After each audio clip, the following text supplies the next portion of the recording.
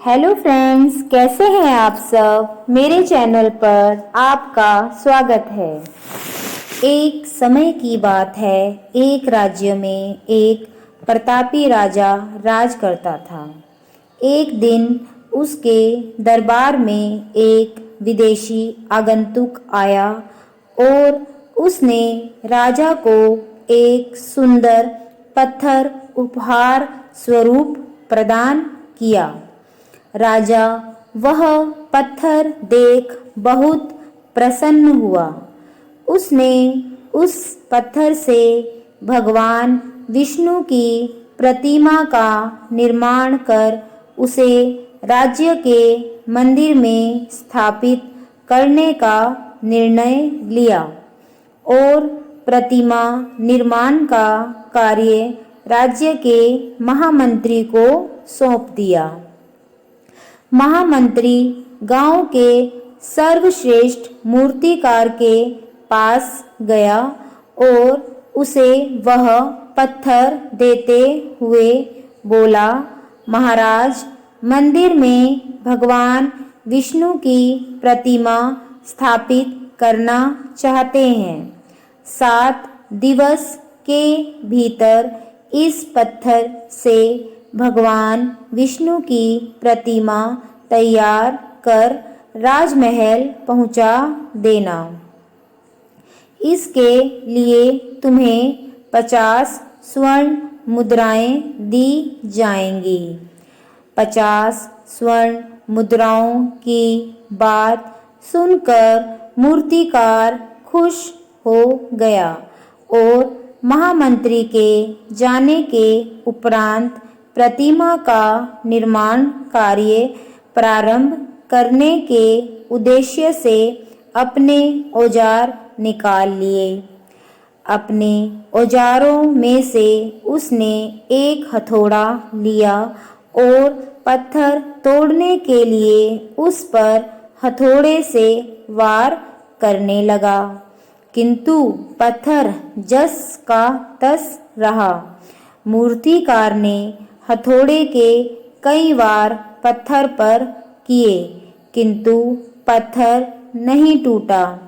50 बार प्रयास करने के उपरांत मूर्तिकार ने अंतिम बार प्रयास करने के उद्देश्य से हथौड़ा उठाया, किंतु यह सोचकर हथौड़े पर प्रहार करने के पूर्व ही उसने हाथ खींच लिया कि जब 50 बार वार करने से पत्थर नहीं टूटा तो अब क्या टूटेगा। वह पत्थर लेके वापस महामंत्री के पास गया और उसे यह कहकर वापस कर आया कि इस पत्थर को तोड़ना नामुमकिन है, इसलिए इससे भगवान विष्णु की प्रतिमा नहीं बन सकती। महामंत्री को राजा का आदेश हर स्थिति में पूर्ण करना था, इसलिए उसने भगवान विष्णु की प्रतिमा निर्मित करने का कार्य गांव के एक साधारण से मूर्तिकार को सौंप दिया। पत्थर लेकर मूर्तिकार ने महामंत्री के सामने ही उस पर हथौड़े से प्रहार किया और वह पत्थर एक बार में ही टूट गया। पत्थर टूटने के बाद मूर्तिकार प्रतिमा बनाने में जुट गया।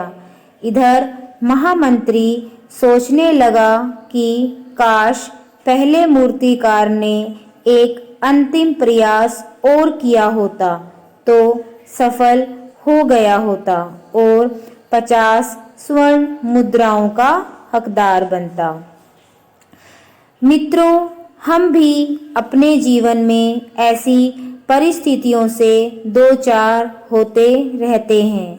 कई बार किसी कार्य को करने के पूर्व या किसी समस्या के सामने आने पर उसका निराकरण करने के पूर्व ही हमारा आत्मविश्वास डगमगा जाता है और हम प्रयास किए बिना ही हार मान लेते हैं।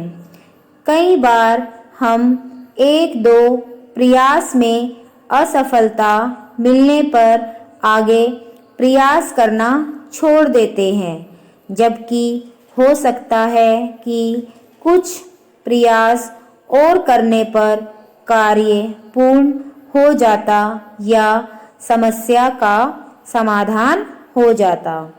यदि जीवन में सफलता प्राप्त करनी है तो बार बार असफल होने पर भी जब तक प्रयास करना नहीं छोड़ना चाहिए, जब तक सफलता नहीं मिल जाती।